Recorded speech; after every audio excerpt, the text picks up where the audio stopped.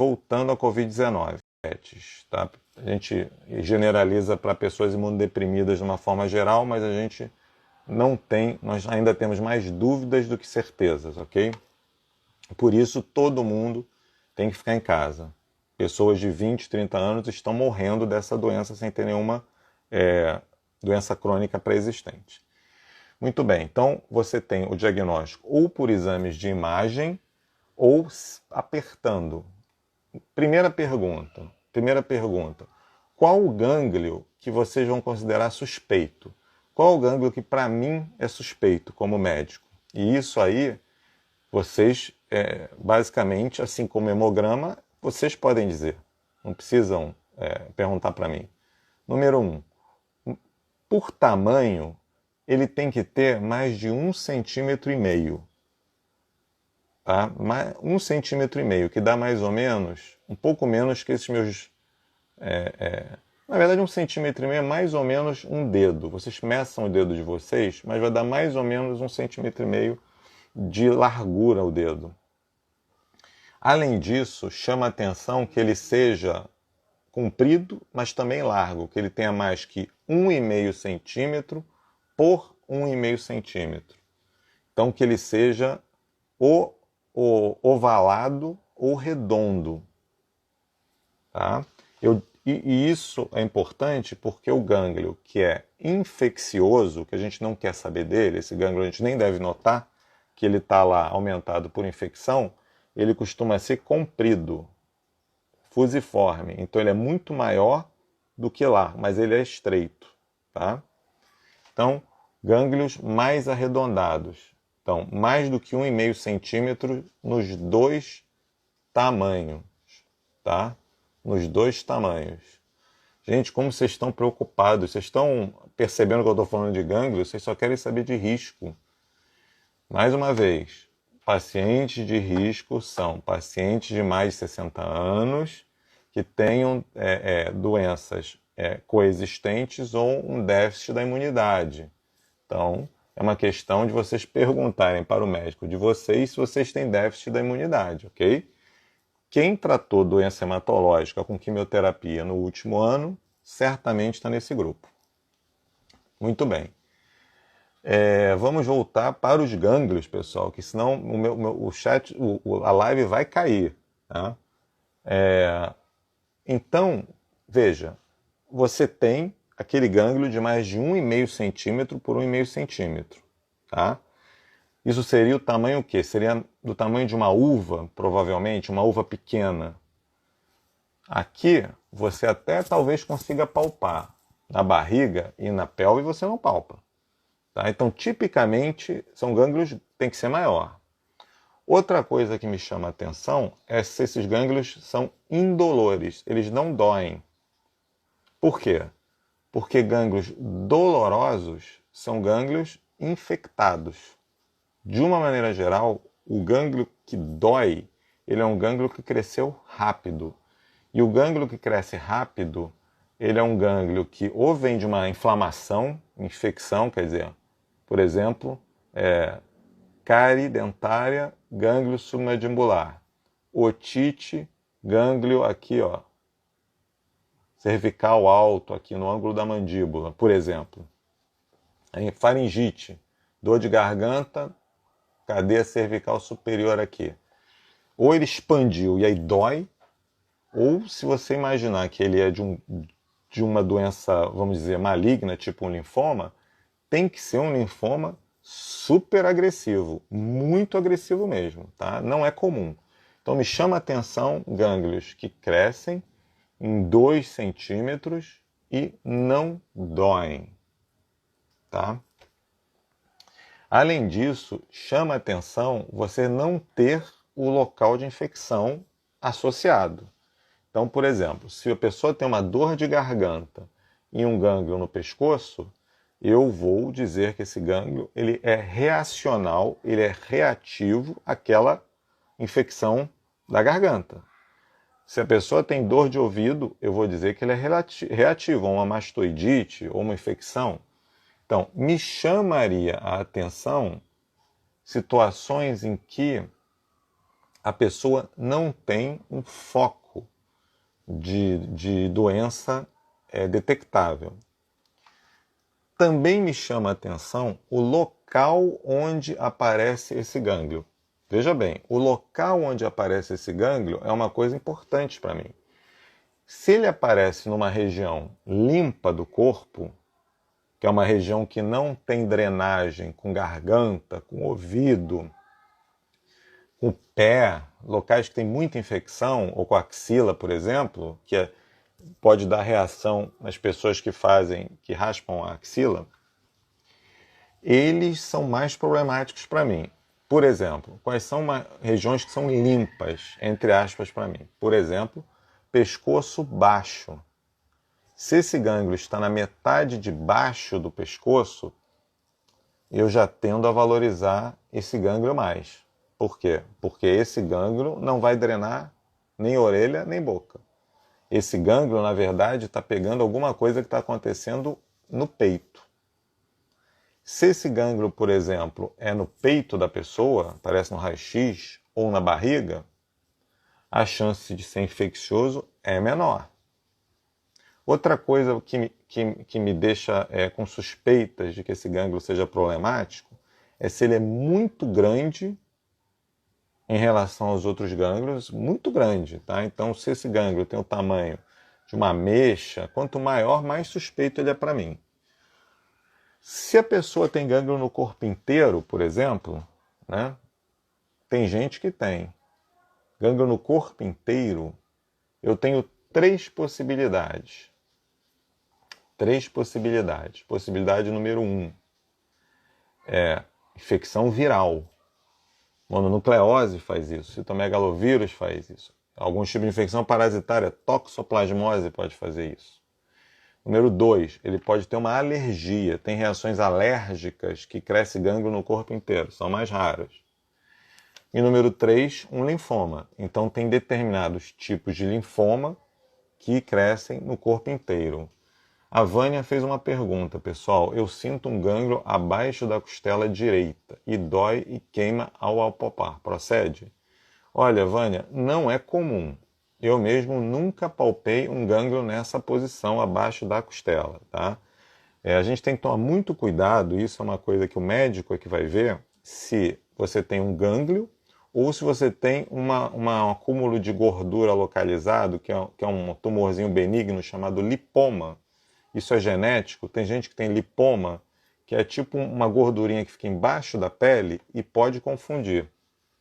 E isso pode doer, isso pode inclusive infeccionar. Ok? A Lu perguntou gânglios que tem por causa infecciosa, quer dizer, aqueles gânglios que eu estou dizendo para vocês que são a melhor coisa, né, que a gente não precisa muito investigar, quanto tempo eles demoram para desaparecer? Olha, isso é variável, pode levar de 2 semanas a 4 semanas, pode nunca desaparecer. Como eu falei para vocês, eu tenho 2 gânglios submandibulares aqui que são bem grandes. Só que eles têm aquela característica que eu falei para vocês, que eles são muito mais compridos do que largos. Tá? De uma maneira geral, como é que a gente vai fazer, Lu? E aí o que eu estou falando é para hematologista. Eu espero que vocês não saiam aí, isso não é para se fazer em casa, porque esses gânglios suspeitos, o que eu acho dos gânglios suspeitos é que vocês devem, se tiverem palpando esses gânglios que eu estou falando para vocês, de um tamanho significativo, não relacionados com infecção, de uma região limpa do corpo, muito grandes, que não doem, eu acho que vocês devem ir procurar médico. Não precisa ser um hematologista, podem ser o médico de confiança de vocês, o clínico, o ginecologista, enfim, vocês façam suas escolhas, tá? Mas, por favor, não vão usar essa live para tomar decisões médicas. A live não é uma consulta médica, certo? Eu estou apenas conversando sobre um tema, ok? Mas, de uma maneira geral, se o gânglio ele para de crescer e ao redor do tempo, as semanas vão passando e ele vai diminuindo, a gente fica mais tranquilo. Se esse gânglio começa a crescer e passa semana a semana e ele cada vez cresce mais, nós ficamos mais nervosos. Tá? E quando a gente pega um gânglio desse, o que a gente pode fazer? A gente tem duas coisas que a gente pode fazer. A gente pode, número 1, tirar esse gânglio, fazer uma que a gente chama de biópsia desse gânglio, mas é uma coisa que dá trabalho. Eu vou ter que chamar um cirurgião, a gente vai ter que dar entrada ou no plano ou no SUS, no centro cirúrgico, a pessoa vai ficar com ponto em uma região visível, tipo pescoço. A gente vai ter que mandar para um patologista, tá? Um patologista para analisar isso que está acontecendo. Então, dá trabalho. Tem alguma solução que pode impedir essa necessidade de fazer biópsia? Claro que tem, já que eu estou falando aqui, né? Então, qual seria a solução? Leila, me pergunta de novo mais para o final, por favor. Tá? Esse tipo de pergunta eu prefiro deixar para o final, para não cortar meu raciocínio.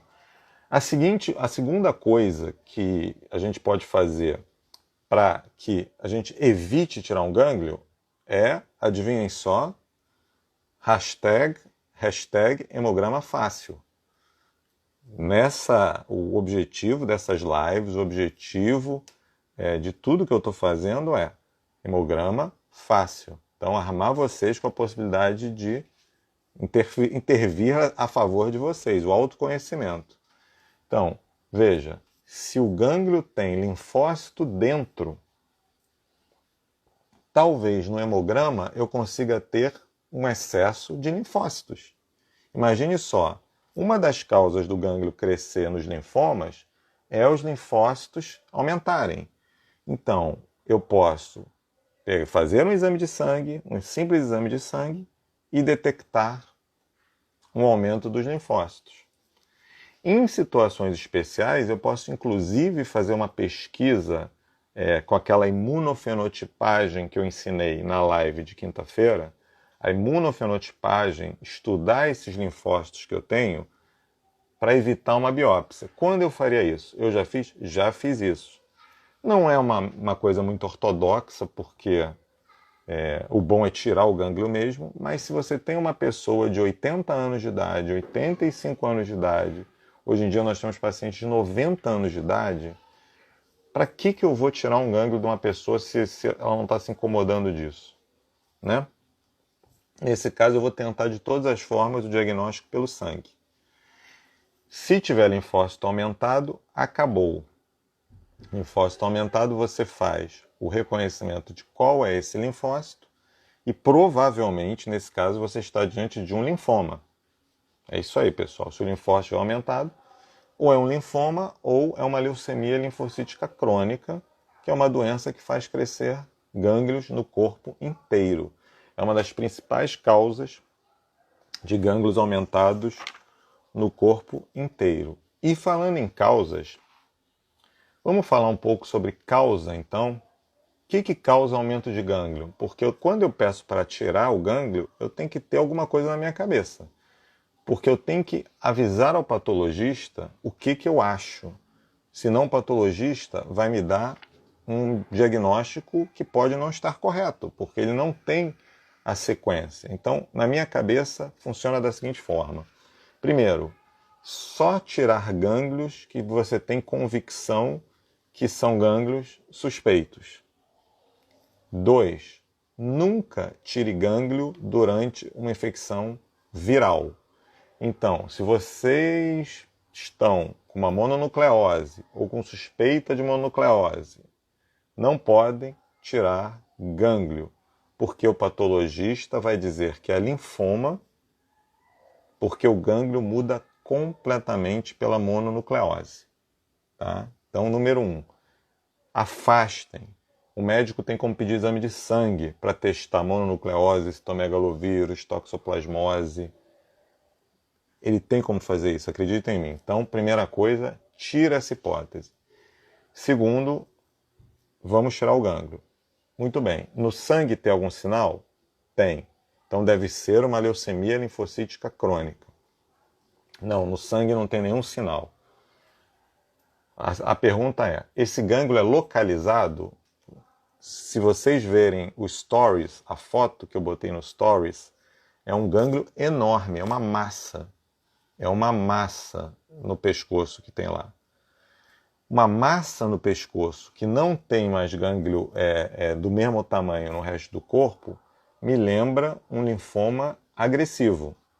Então, essa é uma situação que eu fico mais preocupado, é a situação que nós temos que correr mais. Então, vocês, a partir de hoje, já sabem como fazer o diagnóstico de um linfoma agressivo. Normalmente é uma massa isolada. E isso sim deve despertar a necessidade de uma biópsia correndo. Muitas vezes, inclusive, nós precisamos internar o paciente para acelerar a biópsia. Tá?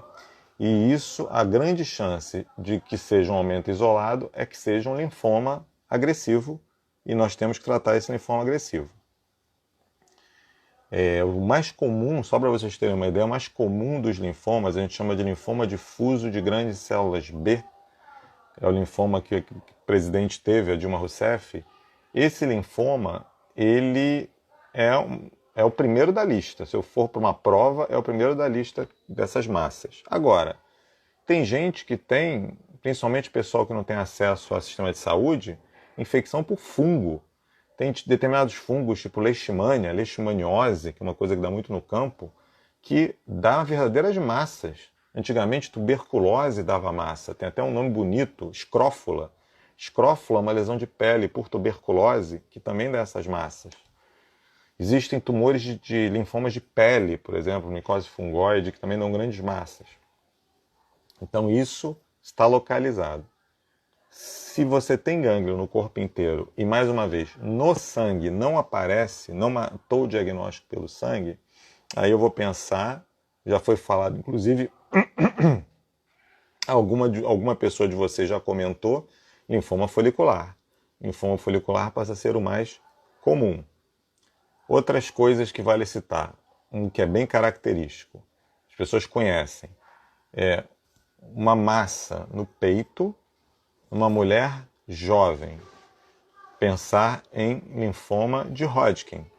É bem característico do linfoma de Hodgkin. Massa no peito, mulher jovem. Qual é o sinal principal? Coceira.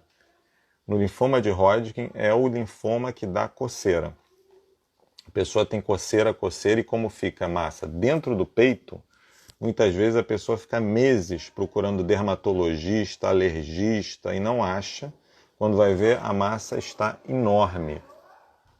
Outro diagnóstico de massa enorme, nós já falamos que seria uma leucemia linfoblástica aguda. Tem tipos de LLA que tem massas enormes. Tá ok? Bem,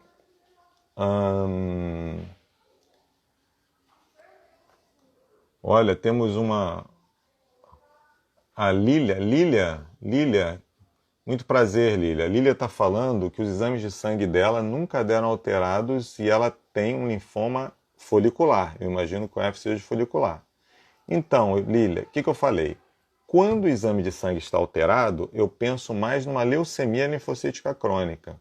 O linfoma folicular, ele costuma dar gânglios de mesmo tamanho em várias cadeias do corpo, do mesmo tamanho, tá? E costuma dar muito gânglio. Não sei se foi assim que se apresentou para você. E já vi linfoma folicular dando linfócitos aumentados no sangue, sim. Eu já vi, porém é raro, não é comum. Tá? Então, de fato, você tem toda a razão. O linfoma folicular é considerado um linfoma pouco agressivo ou não agressivo, um linfoma indolente. E os linfomas indolentes, eles crescem lentamente. E eles crescem tão lentamente que não alteram nenhum exame de sangue. O corpo vai se adaptando a eles. O linfoma agressivo, não. O linfoma agressivo vem rápido, então pode dar anemia, por exemplo. No exame de sangue pode aparecer anemia. Nos linfomas agressivos. Nos linfomas indolentes, como folicular, já é mais raro. Ticiane tem uma dúvida aqui. Ela quer a explicação entre a diferença entre Hodgkin e não Hodgkin. Muito bem. Então, primeira coisa, o Hodgkin é 10% dos linfomas. 90% dos linfomas, ou até mais, talvez mais de 90% no Brasil, são linfomas não Hodgkin. Então a conclusão que todos vocês devem ter é que o Hodgkin deve ser uma pessoa muito importante, né? Para dar um nome a um subtipo que não faz nem 10%. O que acontece e que justificou essa diferenciação é que a célula que causa o linfoma de Hodgkin, isso vocês podem botar no Google, célula maligna do linfoma de Hodgkin, é uma célula muito diferente do linfócito. É uma célula grande que parece uma coruja, chamada célula de Reed-Sternberg, célula RS. Então essa célula, ela é muito esquisita e o patologista não vê o linfoma característico no Hodgkin, ele vê muita inflamação. Confunde com mononucleose. Quando eu digo assim, mononucleose, parece qual? Linfoma de Hodgkin. Confunde com infecção. Então, acredite se quiserem, até o final do século XX, não se tinha uma prova de que o Hodgkin era um linfoma. Então, naquela época, que foi a época que inclusive eu fiz residência, nós chamávamos de doença de Hodgkin. Então, na minha cabeça, sempre que eu penso, eu ainda penso em doença de Hodgkin. Então, tinha a doença de Hodgkin e o resto, que parecia bonitinho os linfócitos, era o famoso linfoma não Hodgkin. E hoje ficou consagrado isso. Então, nós temos o linfoma de Hodgkin, que tem toda essa patologia, esse visual diferente, e os linfomas não Hodgkin, que são hoje, a única certeza que a gente tem é que vai aparecer mais tipos de linfoma daqui a um ano. Isso aí tem sido assim nos últimos 20 anos. Hoje a gente tem mais de 50 tipos de linfoma. Hoje, tratar linfoma é uma arte. Não é uma coisa que é muito fácil de se fazer. Novos medicamentos sendo aprovados, né? Então, nós já falamos de gânglios, nós já falamos de tipos de gânglios, como julgar os suspeitos, nós já falamos de como fazer o diagnóstico, exame de sangue e biópsia. Nós já falamos então das causas. Tá? Das causas. O Vitor, antes de falar de tratamento, que eu vou falar pouquíssimo, eu estou vendo que nós já estamos com 50 minutos quase de live, então está na hora de vocês fazerem perguntas se vocês tiverem. Em termos de tratamento, o que nós temos antes do tratamento eu vou responder ao Vitor. Doutor, sempre na investigação de adenopatias, adenopatia para vocês, ínguas ou gânglios, tá? Você pode pesquisar mononucleose, CMV e toxo? Veja, idealmente sim. Tem situações em que fica difícil, né? Aquele gânglio que é muito suspeito e que quando não tem um quadro clínico de infecção, a gente tende a correr para a biópsia. Mas são exames que são hoje relativamente baratos e acrescentam bastante coisa, então sim, eu acho que deveria ser pesquisado. E vou mais longe, tem que pesquisar HIV e hepatite também. O HIV tem uma fase de doença, AIDS. A AIDS logo tem uma fase chamada AIDS primária, que é um aumento de uma reação imunológica que aumenta gânglios no corpo inteiro. É uma AIDS primária, aumenta gânglios, parece uma mononucleose direitinho, febre, dor de garganta, e aí desaparece. Aí fica anos incubado e depois aparecem as infecções oportunistas, tá? Além disso, hepatite é jogo para mim, porque o vírus da hepatite tem relação com vários tipos de linfoma e vai influenciar o tipo de tratamento que eu vou fazer. Então, além desse painel que você falou, eu sempre peço HIV, peço hepatite. Outras coisas, por exemplo, tem um tipo de linfoma que só acontece em pacientes que são positivos para um outro tipo chamado HTLV1.